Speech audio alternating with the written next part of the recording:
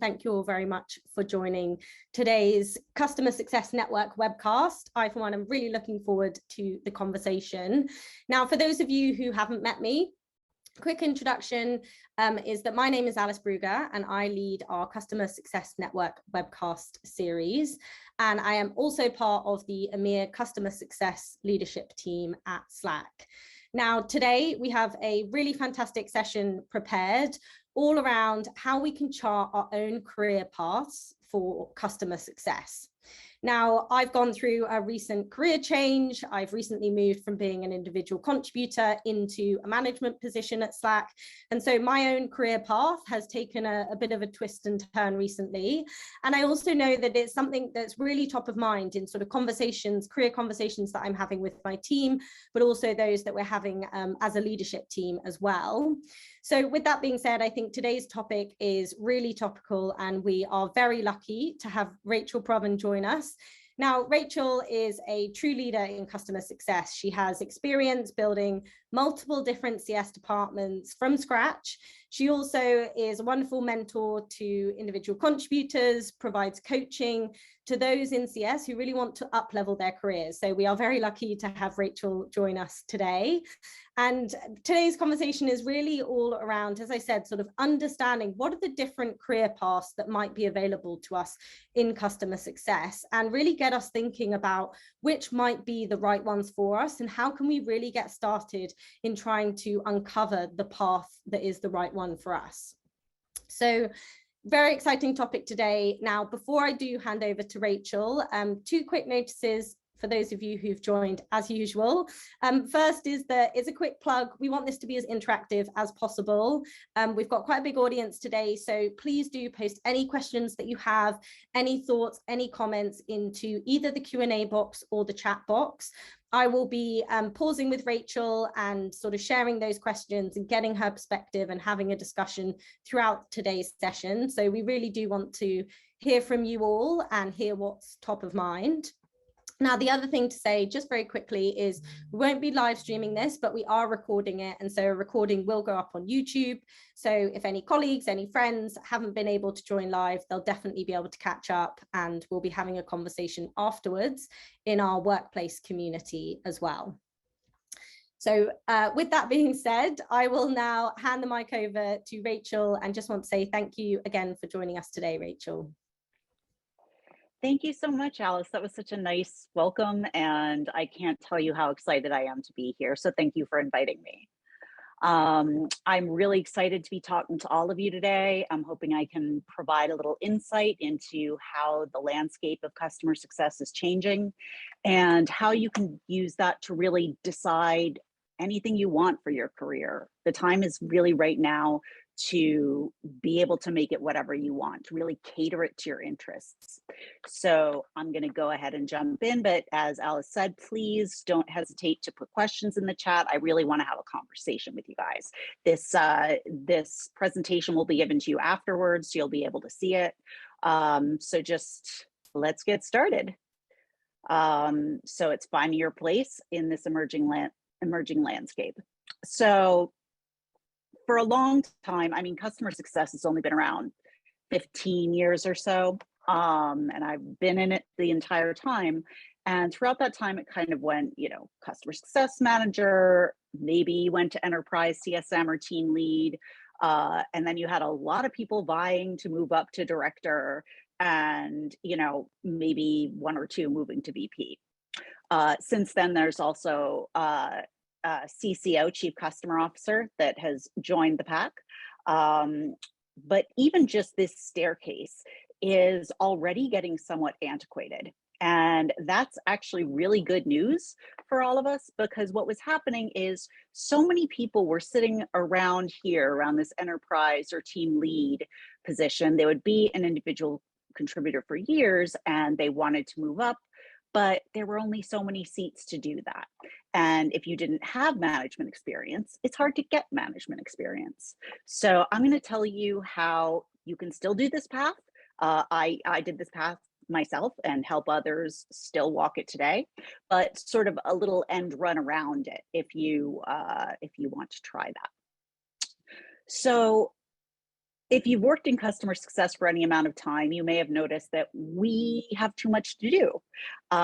People throw things at us from all sorts of departments. And what started to happen is customer success has started to sort of splinter into its own little company. You know, it's like we have a marketing part of things, which is customer marketing. We have, sales, which is enterprise CS. We have operations. We have onboarding, community and scale. These are all different areas that can become their own departments. And we're going to be talking about each of these today because a lot of companies have started to realize the value of CS ops. It's probably the most popular one that's emerged lately. And you're seeing, CS ops is starting to be part of most larger customer success organizations. That is going to happen with all of these. And, the more customer success matures and the more people realize that we're really the ones holding the majority of the money, it's not sales. The majority of the money that is being made year over year is most often customer success. It's not new logos. So the more we push that, the more we are able to, specialize within customer success to make sure all these things get done correctly. So the other exciting thing about it is that even though these are sort of sub departments of customer success right now, they will all also branch off and have direct reports within these. It's already happening within CS Ops. Some of them are running Rev Ops departments now. Some are still head of CS Ops, but have enablement under them. So as I go through each of these and explain sort of, who would probably fit well within each of these, I will also be talking about how those departments are starting to expand. So that you can not just create a specialization for yourself, but also create a leadership role down the line. But I do want to stress that there is no reason not to try one of these things. You're not going to pigeonhole yourself into some subsection of the customer success department and not be able to move up.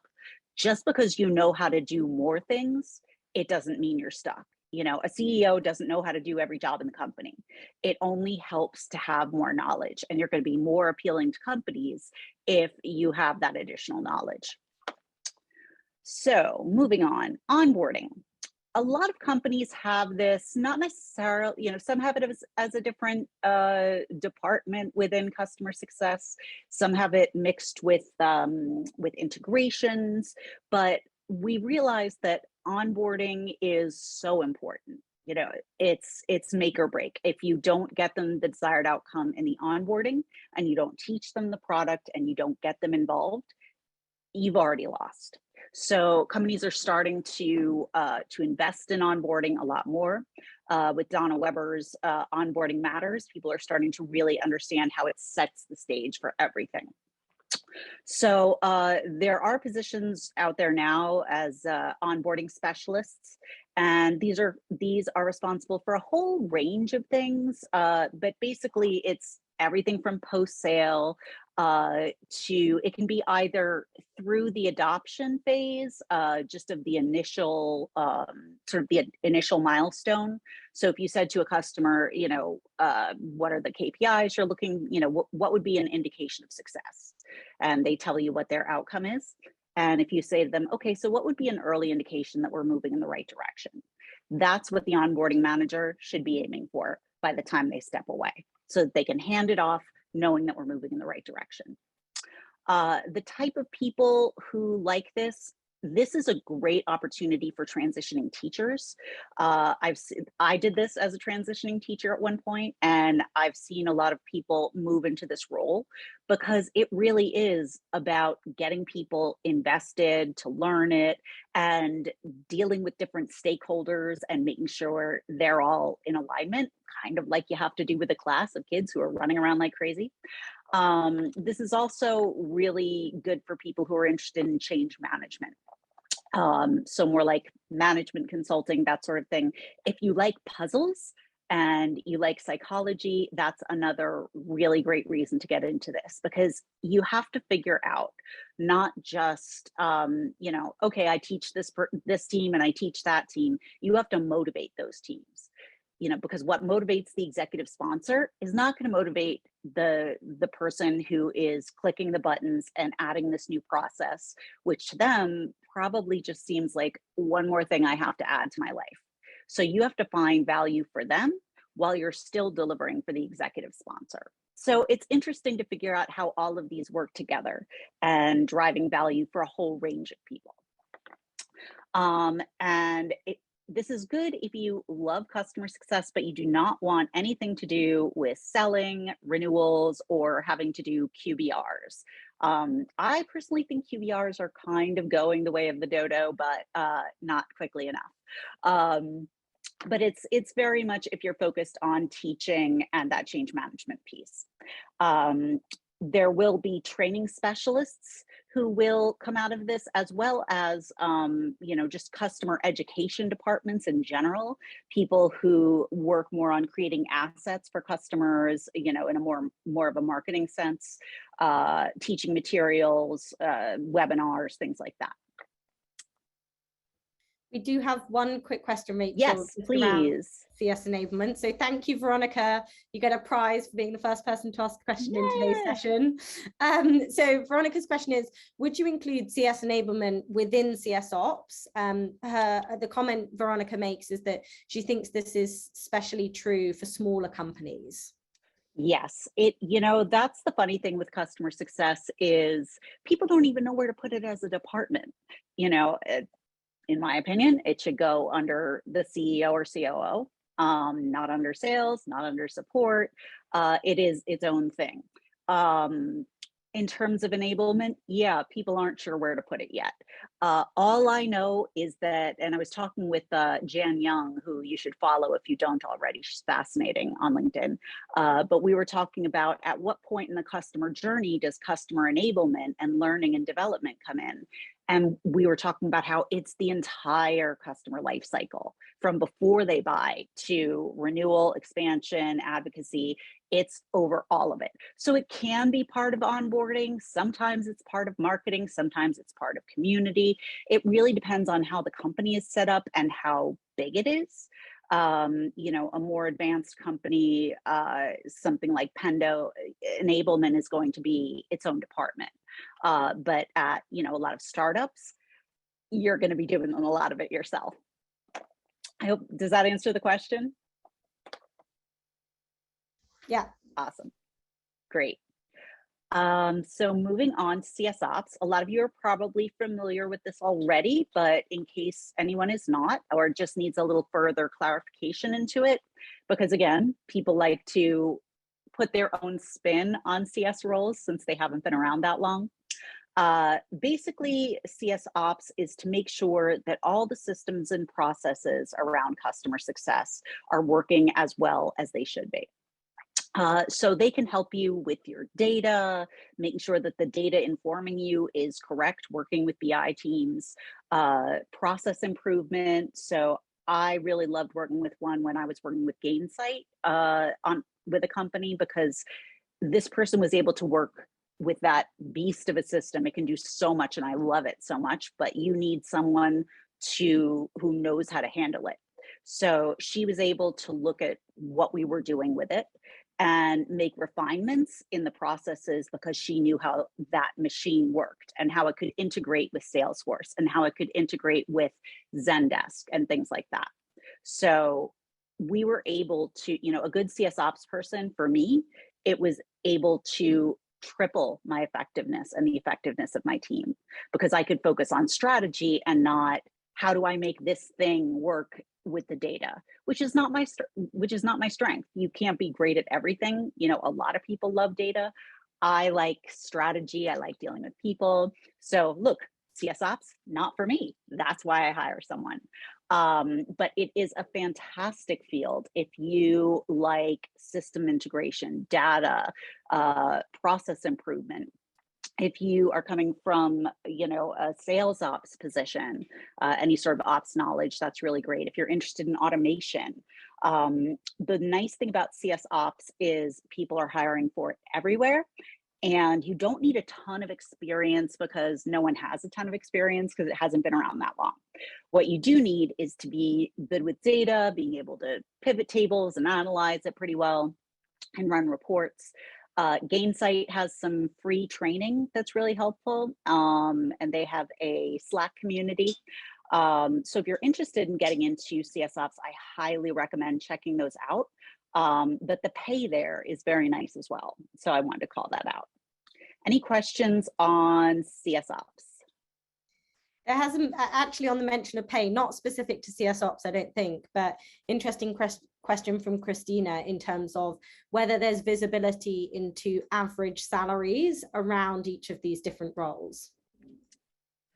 Not all of them yet because so many of them are new. I've found in the past, it's interesting, in the past, onboarding was getting slightly lower because you're not managing throughout the entire customer life cycle. You're not adding, you're not going to expand them. I think that is changing as people are starting to realize how important onboarding is.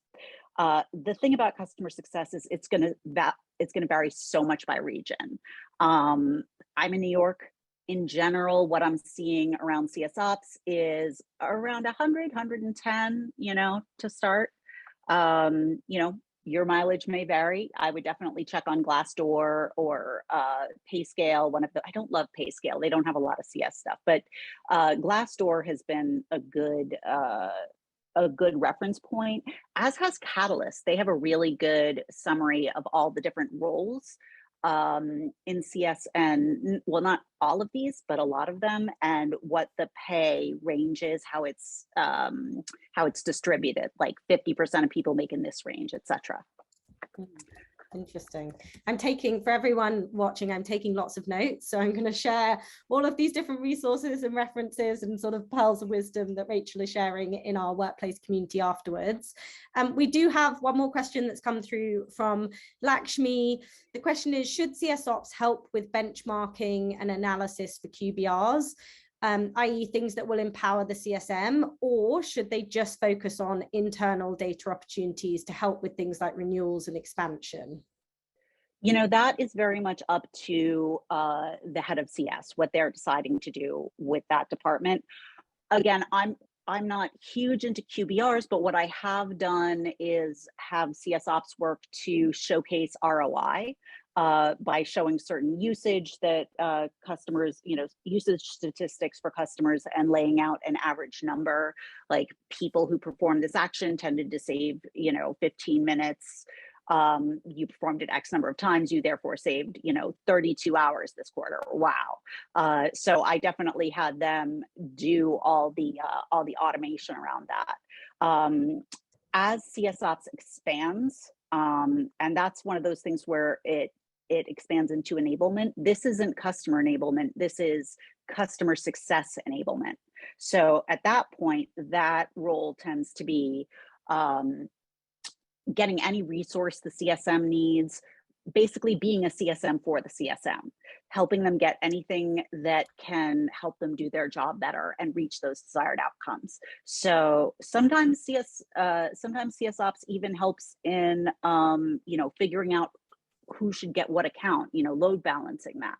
Sometimes they look at, sometimes they can help with, salary plans, or saying, what, we're going to need a new CSM soon because these are the numbers I'm seeing. Not all CS Ops will be doing that, but more and more they are being given that seat at the table. Like, I definitely see a CS Ops person as, as a director, I definitely see them as, they report to me, but they are pretty much on the same level with me. They have a huge amount of responsibility. I just have, they report to me because it's under the greater umbrella of CS. But, that's why there's more money, because they are responsible for so much. Yeah, I think that's really interesting. And yeah, Lakshmi said, ROI is a great point. And thank you for this. Yeah, always got to focus on ROI. Enterprise CS. So a lot of companies have this. And it depends on the company whether, you know, you're tasked with upsell and cross sell. It seems like some companies are moving away from it right now. A lot of them are, you know, very invested in the CSMs doing that, and the salespeople just chasing new logos for a while. And they realized that their salespeople weren't making enough money, and were upset about it. But I think that it's really important for customer success to have some hand in sales because it gives you a seat at the table. So what I recommend in that case is working with sales and having what are called CSQLs. So customer success qualified leads. So that's basically saying, I think this person, you know, I've basically talked to them about expanding.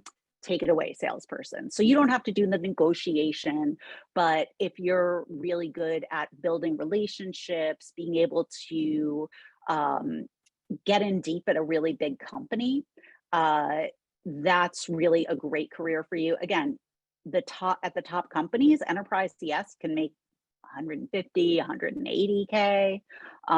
It's as a base, it is a really good field to get into. But again, that's top of your game. But it does tend to be the higher, and you know, that's kind of the high end of individual contributor CSM role. And it is sort of, if you like sales, if you like more like management consulting, it's sort of a hybrid of those things along with customer success. But you really have to love that relationship building. You have to be good at influencing people, challenging them, and being able to handle change over a large organization, you know, with different departments like we talked about before with onboarding, but on an even more massive scale. So that a lot of people really love customer success, and management is not for everyone. You basically have to stop doing everything you were doing before. If you loved customer success, you're not really doing much of it anymore. You are now managing people, and they are very complicated animals. You had to deal with them anyway in the form of customers, but having your goals tied to someone else's actions, not for everyone. So if you think, I don't know that I want to have to be responsible for people, this is a great way to go, because you can still, you know, have a fantastic career and not have to worry about direct reports. Personally, love direct reports. I would go crazy without them. But you know, it's okay if that's not for you. It doesn't mean you don't have ambition. Oh, questions about enterprise CS?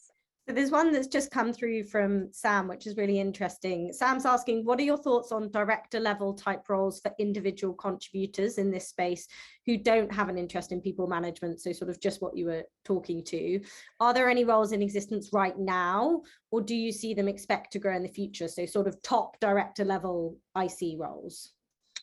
You know, there is a bit of, I would say the top level IC roles, they're not going to be a director, because you're not going to just be setting strategy without managing people until you're at the VP level. And even then, you're still managing to a degree. So if you don't want to manage people, you know, you're going to have a large, important book of business, and you can set the strategy for those accounts. But in terms of a director level, I haven't seen that for enterprise. What I have seen is sometimes having, you know, a head of scale customer success, you know, for the SMBs, and a head of enterprise customer success. I've even seen it where they're, you know, at places like Slack, or you know, some of the larger companies where they have, you know, directors of specific verticals of marketing, of, you know, telecom, that can handle those specific use cases. So anything's possible, but generally there does tend to be a certain amount of people management with a director level role. Yeah, it's really interesting. And yeah, I can speak a little bit to the Slack experience of, we're on a journey to go down this route of verticalization. And so pretty much brand new this financial year, we're sort of implementing those roles. And I think it's going to be really interesting to see how many more other roles, aside from that, from an IC perspective, are being built in, particularly looking at kind of industry verticalization and specialization as well. Right. And this is another thing where if you're transitioning in from somewhere else you might have a really great opportunity here, because if you understand, domain knowledge, like if you're coming in from, um, you know, marketing, and you know a lot about the marketing industry, you are going to be a great fit for someone, if you have these qualities of liking to consult. You're going to have a great fit because you're going to understand those pain points, and you're going to be able to get in there and talk to the customers in a way they really understand. And I'm a big fan of verticalization, because it allows you to really zero in on the specific use cases and pain points. It also allows you to say, hey, here's what other people in your industry are doing. And customers love that, and they listen to that. Perfect. Thank you. Just checking other questions that we've come through. So Erin has shared a quick question. Can you please speak more about the strategy function, how it differs from onboarding? So I think this is probably related to CS Ops, but yeah. I mean, strategy is a big term. And you can be working on strategy from wherever you are. I recommend you do that. If you're an individual contributor, be trying things with your book of business, try and find patterns, try and see if you can, spot, oh, people are churning more for this reason than any other. I've noticed that people in this industry are doing X. Anything that you can notice like that is going to showcase you as more of a leader and somebody who's really good in strategy. For me, when I see my CSMs doing that, I make a mental note. I'm like, okay, that person is on more of a management track, or they're on more of a director track. And I will absolutely use their ideas and shout them from the rooftops that it was theirs. But in terms of strategy, that does tend to be like a director level thing or a VP level thing, depending on the layers of roles at your company. I've been a director a bunch of times, but that was the highest level of customer success at the company. So I was setting all the strategy. It's really whoever's at the highest level, but often you'll have directors in different regions and they'll set the strategy for that region. So setting a strategy often comes down to, what's going to move the needle. If you're building the department from scratch, that's a very different set of strategies to have to work on than optimizing for scale. So it's basically being at a director level or a VP level is no longer any of the CSM stuff. It's more strategy as a whole and managing people. It's those two things combined. And you can be learning about strategy all the time on LinkedIn, on blogs, on communities like Gain, Grow, Retain, listen to podcasts. This is how I know most of the strategy that I'm aware of is reading and obviously experience, but you can't experience every company. We're all just reading about it and learning from each other and talking to each other. So you can be doing that too. And if you know those ideas and can try them out on your own, then you are on a leadership path.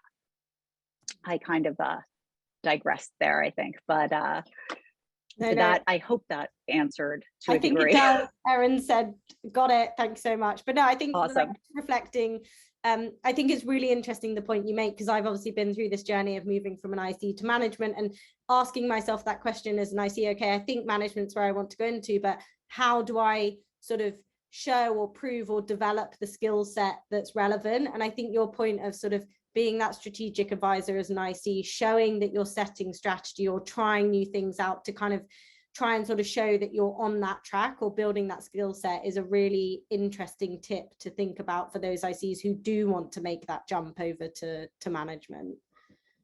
100%. And one other thing I'll add to that, because it's kind of the main thing that I talk about most of the time, for those who want to advance their career in any way, make sure your manager knows that. Just doing things like like the leadership stuff where you're looking at strategy, I'm always on the lookout for people I can move up. That is not necessarily everyone, but if you tell your manager like, hey, I'm looking to learn more over the course of my career, I'd like to, move to this position, I'd like to learn how to do X, Y, and Z. Don't leave it all in their lap and say, show me how to do everything. Find out what you need to learn and ask them to point you in the right direction. Once they do that, they'll start, and you can say, it's okay to hand some stuff off to me as I learn this. They will appreciate that. And you're much more likely to get that at your company and to gain more experience that way. Even if they say there's no room for you to move up here, don't worry about it. Say, that's okay. I just want to learn from you, if that would be all right. Most people are going to be cool with that.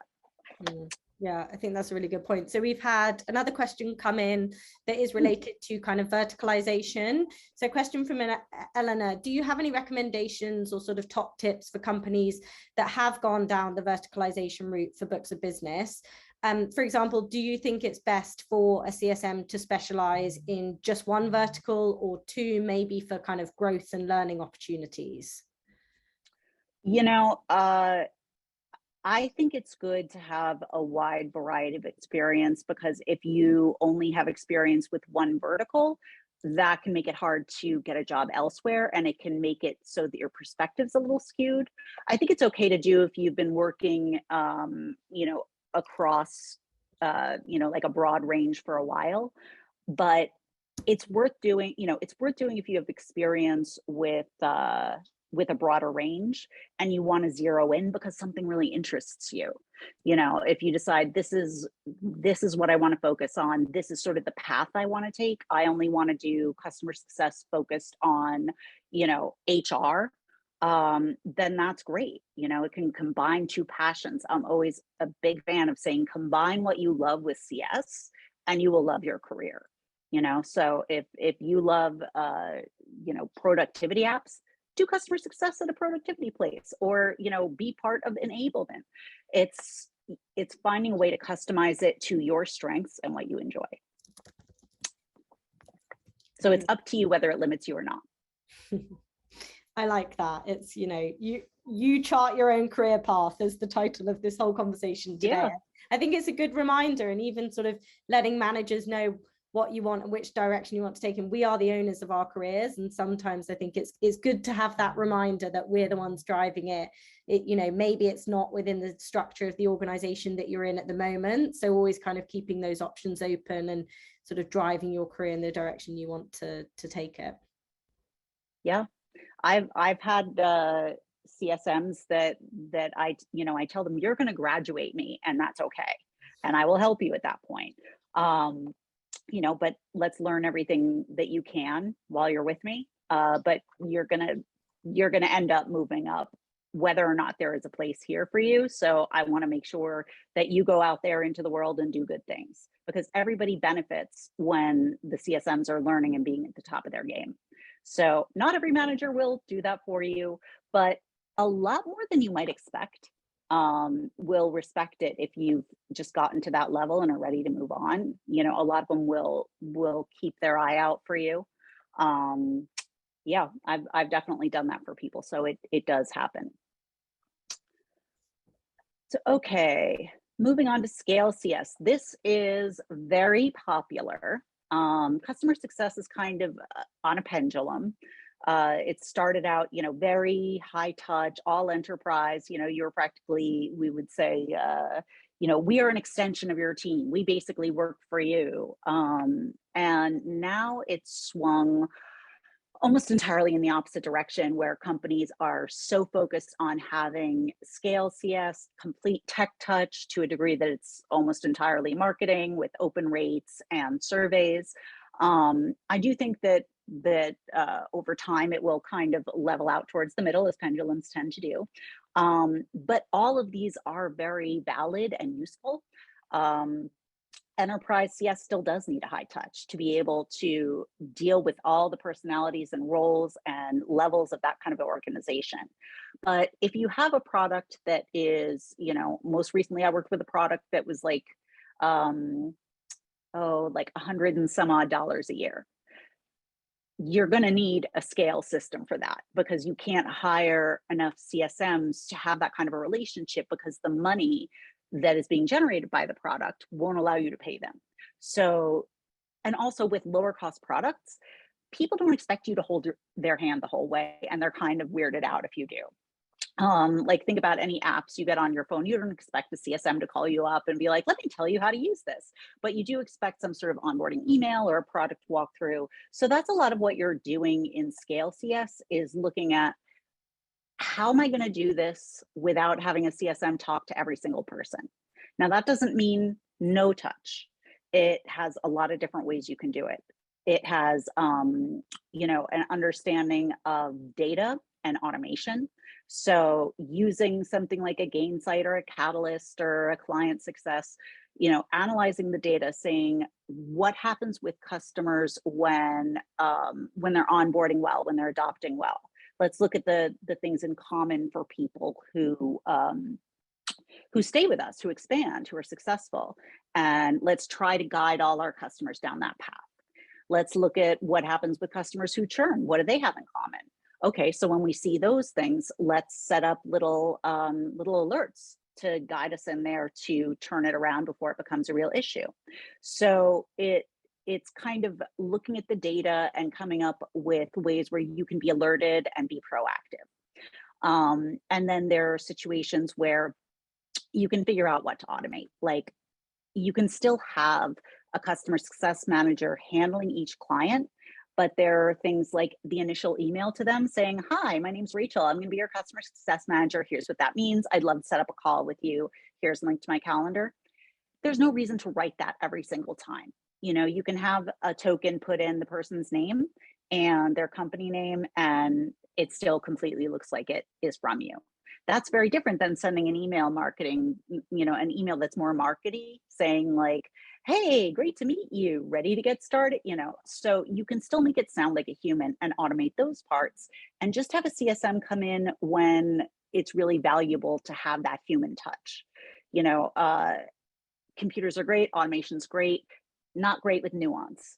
And you know, I always like to joke that, you know, everything would work out perfectly if the customers would just do everything we want. It's those pesky humans who get in the way.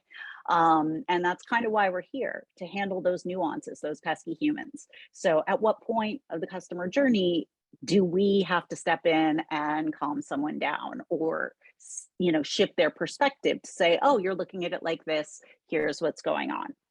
Any place where you need a conversation. So I think that's a really fun thing to do. I really enjoy it. But it's something that you do step by step. You know, you're not going to scale overnight. It's just not possible.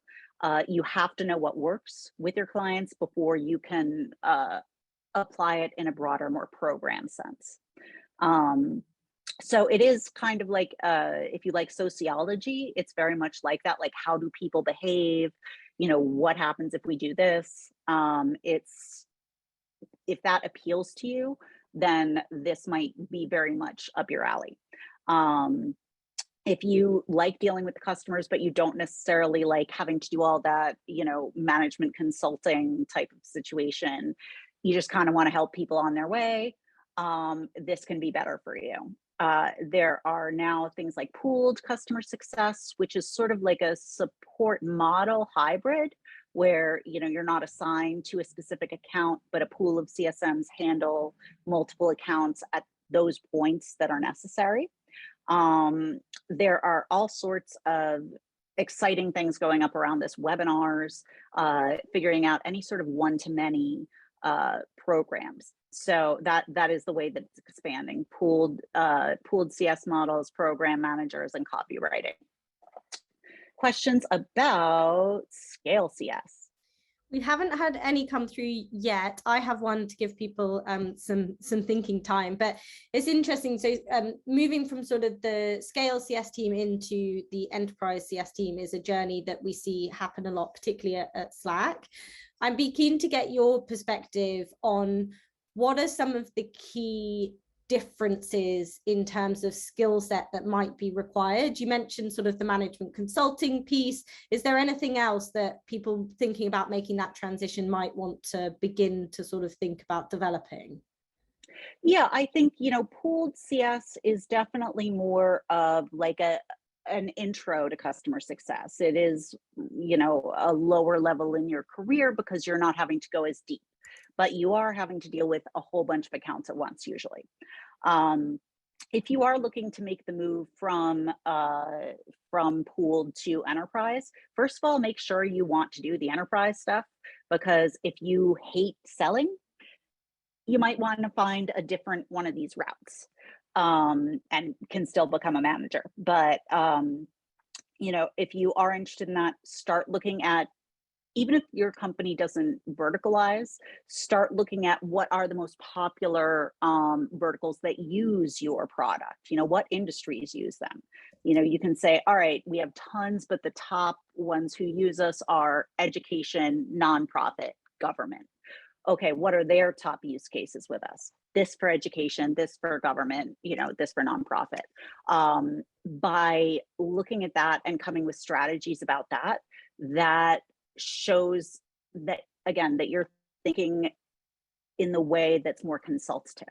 So you need to start thinking beyond, okay, well, here's how you use this product and here's how it works, to what problems do they have? What other problems might that indicate?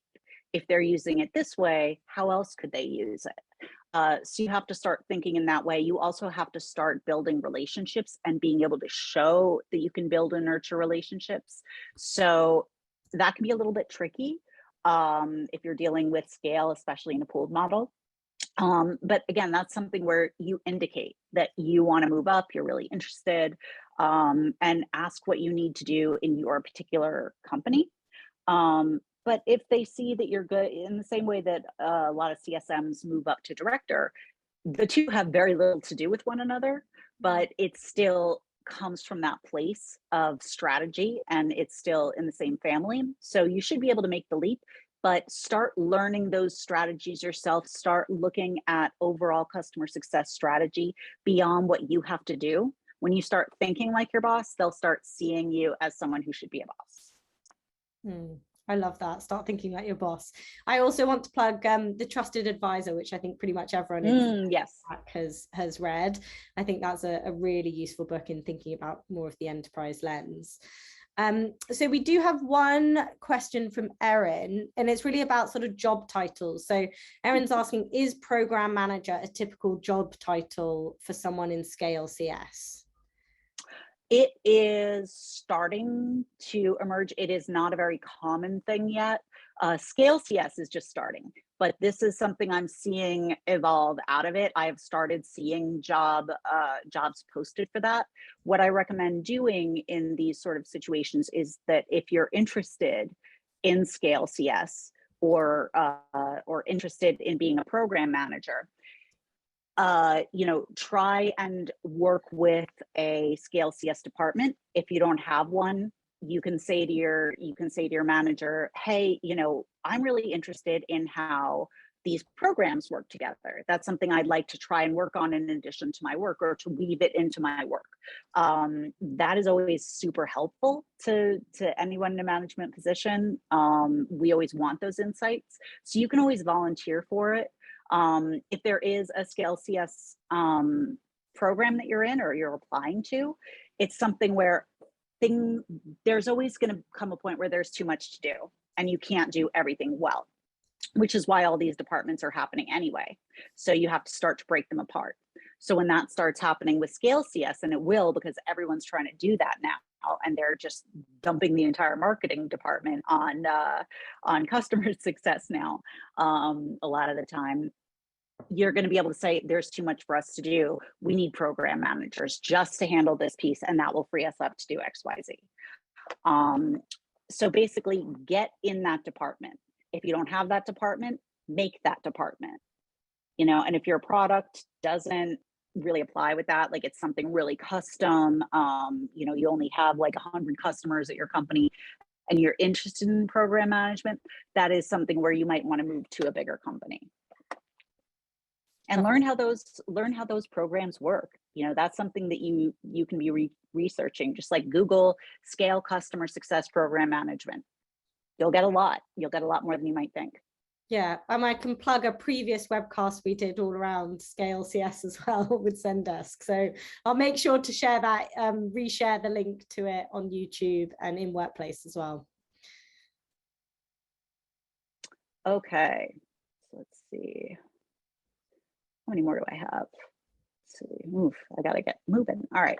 Community manager. All right. I think this is the next biggie after CS ops. I think this is what is about to explode, because with all of the scale CS that's happening, and a lot of times they haven't necessarily said, okay, there's going to be a scale CS manager and there's going to be an enterprise CS manager or department. A lot of time they're just starting with, hey, director, scale this now, whether it's ready or not. So one of the ways that you do that is through community. It's a way to create information for customers to learn your product. It's also a way for customers to come together around your product within their different industries, and your company becomes like a hub for thought leadership, which is an amazing thing to have. It brings so many customers in. So being able to come up with the questions that are going to draw people to discuss things, through the lens of your product. Like, I'm sure Slack is probably doing something with this, but doing something in the community around like Slack for people in law, and coming up with more law firms are using it in this way. We're going to have a discussion panel on what people think about that and the way they're using it. And all of a sudden you have all these people from that vertical telling you more of what they need, giving you all this information on what they're looking for. And it's incredibly helpful for the customers and the product. The places I've seen this happen, Pendo is a great example, Pendo neighborhood. And it can have things like blog posts in there. It can have things like guides and taped webinars, but a lot of it is really around being able to guide the community to come together in these verticals and see you as a resource beyond just a tool. Questions around that? I don't think we have any at the moment, but yeah, there's definitely, it's something that we're seeing at Slack in terms of community, actually even in my team. So I kind of lead the team of CSMs covering Northern Europe. And so we've actually just set up a community event, Slack Connect channel, where we got all of our kind of high touch customers together to talk about the future of work and kind of digital HQ. And again, as you say, it's really useful for the customers to have an opportunity to connect together, share stories, but it's incredibly useful for us as well to understand what are the common pain points, what are the key value areas, and just build some of those stronger relationships as well. Right. And something that I would say, just because this is a common theme in customer success, we're very good at explaining how fantastic the things that we do are. We're not so great at explaining how much work it is to stand them up. Standing up the community and making it this robust thing that we're talking about, 6 months to a year. Doesn't mean you can't start. You have to start somewhere. And you can start creating value right away, but you're not going to go from here to industry leader overnight. That doesn't mean it's not worth doing, but you have to set that expectation, or after 3 months, they're going to be like, well, it didn't really do anything, so let's move on to this. So that's very important with this emerging field. But also, if you bring up the idea for a community at your company and no one else has, that's some pretty good strategic thinking there, my friend. All right. On to customer marketing. And this is one that I've only heard of in the last year, but it's under the same framework as, the way I put it is, you got to keep dating your wife, as I tell my husband.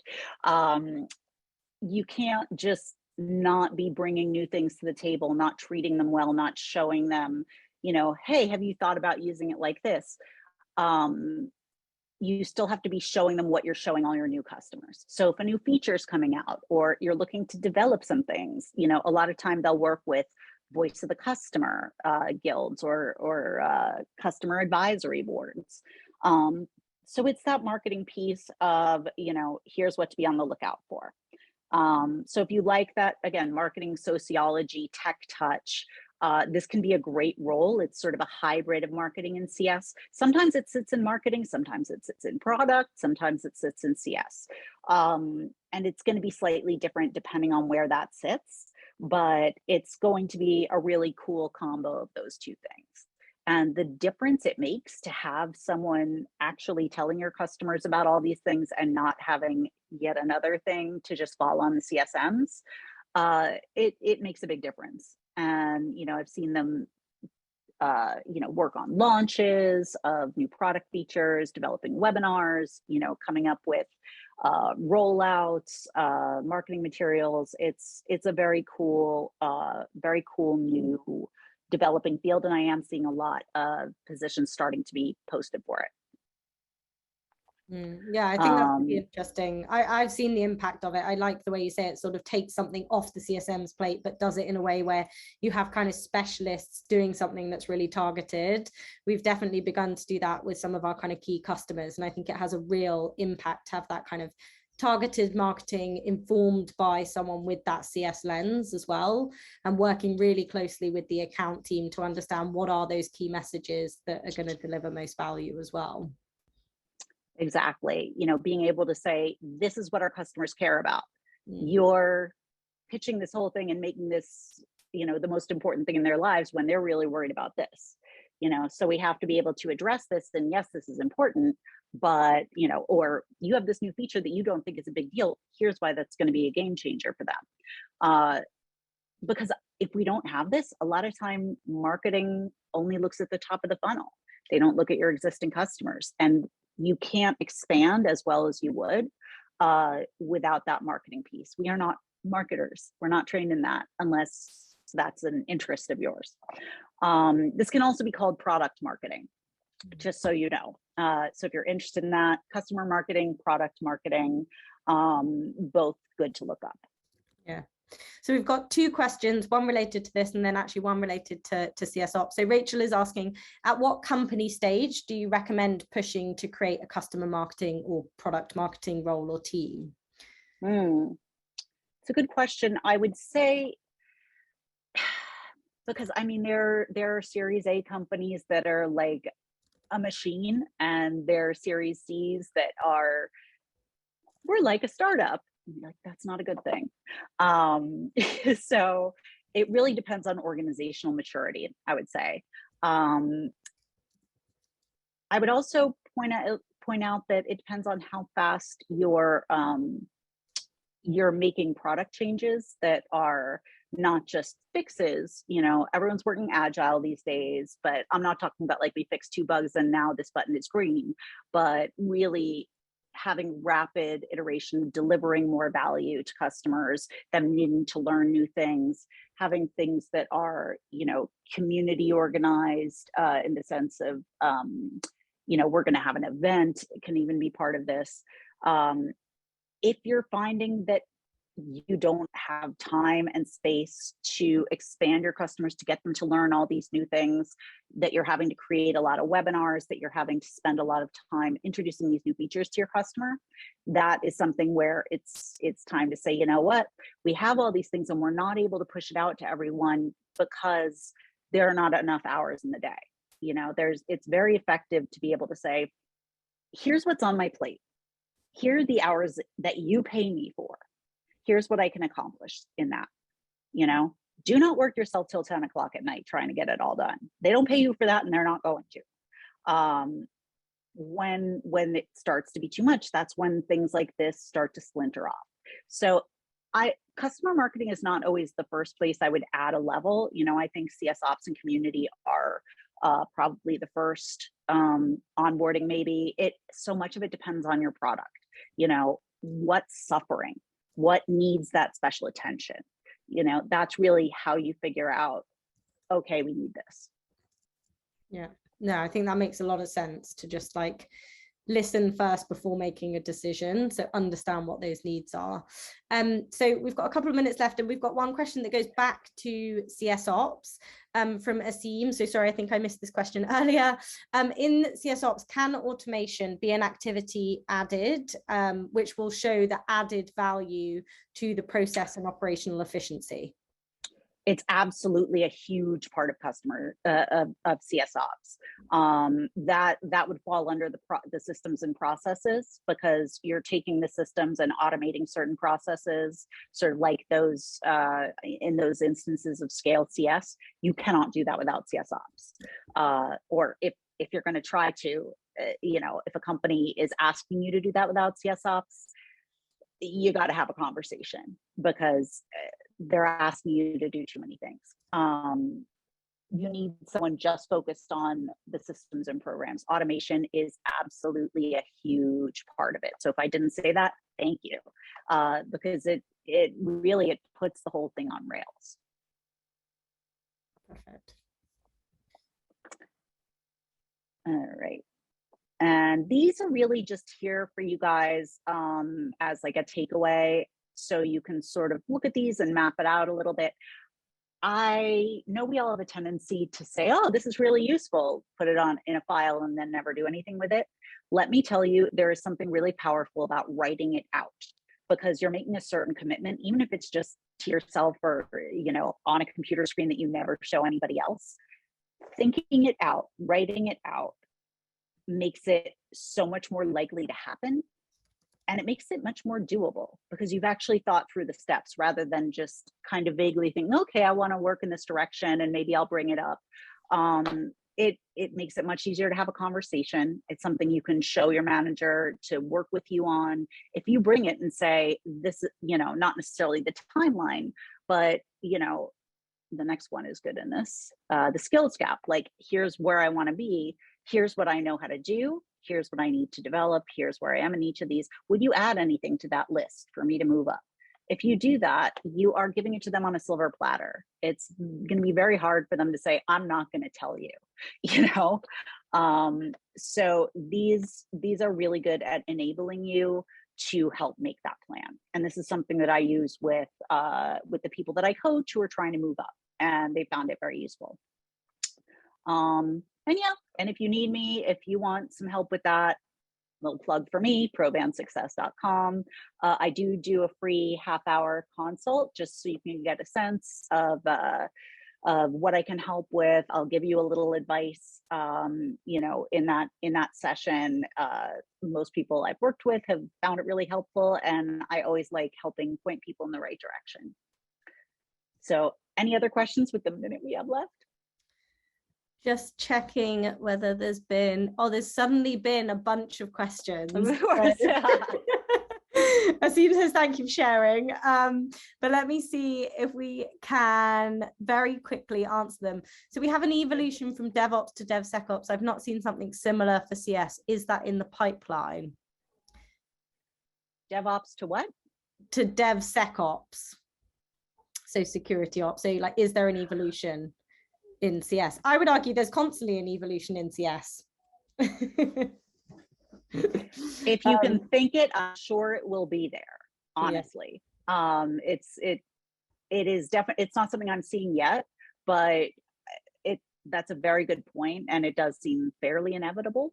You could definitely carve a niche for yourself there if you're interested in it. Perfect. Well, I think we've got through most of the questions. If we haven't got through absolutely everyone, we can share them afterwards and recap. But I just want to say, Rachel, thank you so much. This conversation has been fascinating. I have taken so many notes for myself to share with the community, with my team as well, back at Slack. But yeah, really appreciate all the insights that you shared. I think it's incredibly useful. And hopefully it's okay that I'll share the slides afterwards with everyone. Please. Yeah. Okay. Absolutely. And find me on LinkedIn. I post something every day about customer success, career progression, leadership, and have lots of good tips in there. Yeah, you definitely do. I avidly follow your LinkedIn.